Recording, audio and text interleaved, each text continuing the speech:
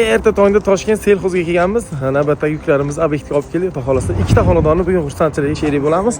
Yuqorida korona qismlari bilan darvozani inomarkasi. Bunaqasini hali ko'rmagasizlar, ishoninglar. Eng zo'rini olib kelganmiz darvozani.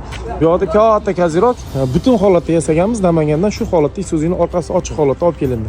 Vakillardan Xudo rozi bo'lsin. Derazalar uchun reshotkalar qilganmiz. Bu yerda katta darvoza, yuqorida korona qismi bo'ladi, yonida tumbasi, tepada kattagina kazirok bo'lgan.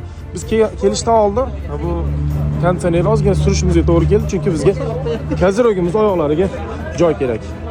Qaranglar, ishlarning ideal holatini bugun kuzatishingiz mumkin. Kazirogga eng zamonaviy 2024-25 da urfda bo'layotgan kurtoy variantdagisi. Skromniy, baquvvat materiallardan qilingan Lexanni Toshkentdan dostavka qilib berishadi. Kazirog qaranglar. O'sha Glavniy ustamiz Karimxon yasagan ishni haqiqatan yorib olishgan. Gap bo'lishi mumkin emas. Gullarning joylashini qaranglar. Ideal holatda. Bu haqiqiy kovulli holatda qilingan. Haligi arzon bozordan sotib olingan gullardan emas. Levstillar ranglariga ham ahamiyat berasizlar. Atayin yaqindan kadr qildim, chunki bu yuqoriga chiqib ketgandan keyin ko'rish imkoni bo'lmaydi uni. Darvozaning visi og'ir, seryozni, qalin materiallardan qilingan. Biz buramanlab shuncha odam bilan tushirib olamiz. Doimo zakazni olishda, klient bilan kelishda odam bilan ta'minlaymiz deymiz. Chunki yordam kuch bo'lmasa, yordamchi odam bo'lmasa biz vodiydan ishonchli inson bilan kelmaymiz. Og'ir narsalarni ko'pchilik bilan olish kerak. Hokidan Xudo rozi bo'lsin, tushungan holatim mana shuncha bizga yordamchilarni yetkazib berdilar. Hammalaridan Alloh rozi bo'lsin. Og'ir yuk ko'taramiz, bir-birimizga quloq solamiz. Bekjon, sen komanda qilib turasan-a? Ikkinchi darvozamiz shu joyga yaqin, kelesga tushadi. Bu ham high-tech variantda, skromli holat. Bizda hamma darvozalar burchaklari force qilinadi. Burchagiga hali premo qilib qo'yilmaydi. Yopilgan har bitta darvozamiz atrofidagi profil обязательно 2/1 sergelniki qo'yiladi. Bu tomonda 8/4 sergeli profil aylangan, bu kichikroq bo'lgani uchun 6/4 haqiqiy shu original sergeli profil aylantirilgan. Darvoza og'ir, hamma seryozni yopishgan, ko'ringlar. Shuncha odam bilan hozir biramallab ishimizni bitiramiz. Bu joyda eski darvoza bor, hozir ko'pchilik bilan akkuratni buni olib tashlaymiz. Bo'ldi, endi buni davr o'tdi, shuncha xizmat qildi, o'rniga ideal holatda qo'yamiz. Qaranglar, oldin darvozalar qalin bo'lgan bo'lishi mumkin. Qalin metalldan zo'r qilingan bo'lishi mumkin, lekin ustalarning o'sha paytdagi saviyasi hozirgidan ko'ra bari orqaroqda bo'lgan. O'zimiz ham shunaqa ishlar qilardik oldin. Vanna bo'lgan, bu svarkani o'ta qattiq urilgandan dalolat beradi.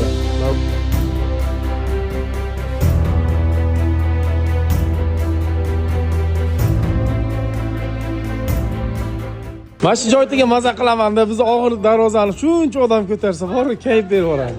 Ko'pchilik. Aka, intervyu bering-chi, qanaqa darvozani vesi? Darvozani vesi og'ir. Og'irmi? Rost og'ir. Aka, og'ir. O'ziga yarasha vesi bor. Qarang, sizning gapingiz xalq uchun kerak-da. Rost gapiring ama. Aka, men rost gapiraman. Darvozani og'ir ekan. Ko'tara olmayapmiz. Shuning uchun mana akalarni va javob olib keldik. Ha, gap yo'q. Ko'tarib, tushirib, bu odamni darvozani chiqarib qo'yamiz o'rniga, xudo xolasa. Temani yopamiz-a bugun birgalikda? Bo'ldi. Gap yo'q, rahmat. Toshkent Selxoz institutidagi sborkamiz xudo xolasa yakunlandi. Hozir akalar bilan ko'pchilik bo'lib mana shu joyga tiklab olamiz. Va bir xilda ishlaymiz akalar, bir-biringizga quloq solasizlar.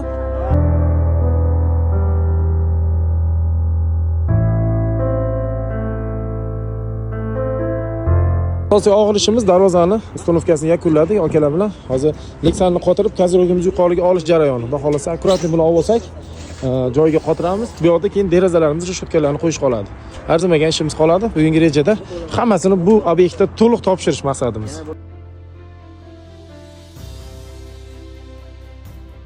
Ko'pchilik hamjihat bo'lsa, birgalikda teng harakat qilinsa, uncha avtokranni ishini ham qo'lda ko'tarib olish mumkin. Qaranglar, eniga 5 metrdan oshiqroq, oldiga 2 metr navesi akalarning yordamlari bilan akkuratni yuqoriga olib oldik. Mana shtirlarni qoqib, svarka qilish jarayonidamiz.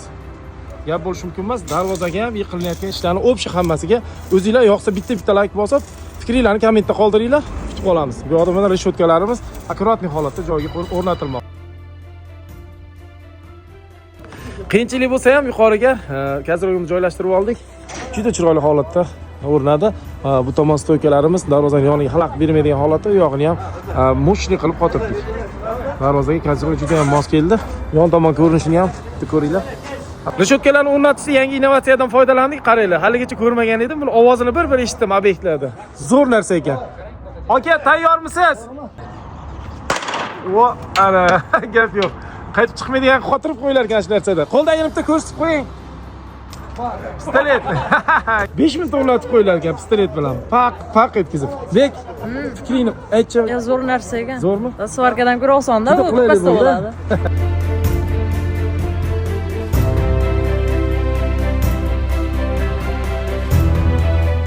Zo'r narsa ekanda mana qaranglar. Bunda po'riq bor ekan. Bunda qo'yilar ekan. Kecha rishotkadan bir pasta o'rnatib qo'ydi. Betonga qarab turdi. Ol qara.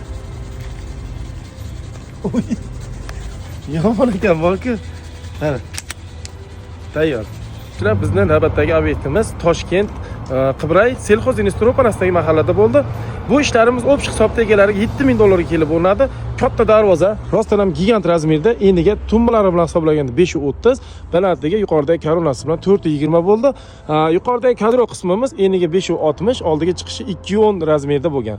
2 metr ramalari 10 sm oldiga leksondan o'stirib qo'yganmiz. Polnistda bir xil rangda однотонный svetda mokr asfalt bo'yalgan, mat filaklari bilan go'zal holatda ishlov berilgan. Nijniy tilla ranglar bilan pastki qismlariga tilla rang bilan bezak berib qo'yganmiz.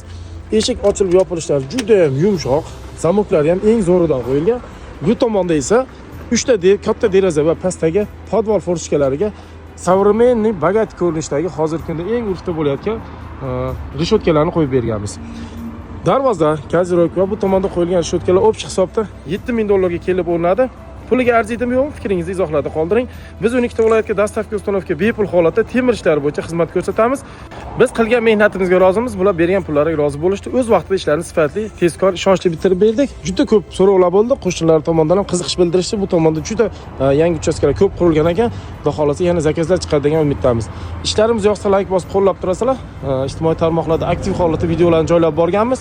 Temir ishlari bo'yicha xizmatda bo'lsa aloqaga chiqaverasizlar. Bu videoni temir ishlari bor yaqininglarga borib qo'ysanglar bo'ladi.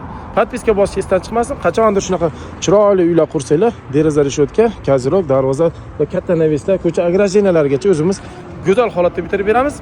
Ishimizni olib borib o'rnatamiz. Ma'qul kelsa sizlarga yoqqandan keyin pul olishimiz mumkin. Dostavka uстановка 12 ta viloyatga tekin, qo'shni davlatlarga esinga bo'yicha xizmat ko'rsatamiz. Через kargo yoki tamojdagi rasodlarni qilib bersa bo'ldi. Uylargacha olib borib o'rnatib beramiz.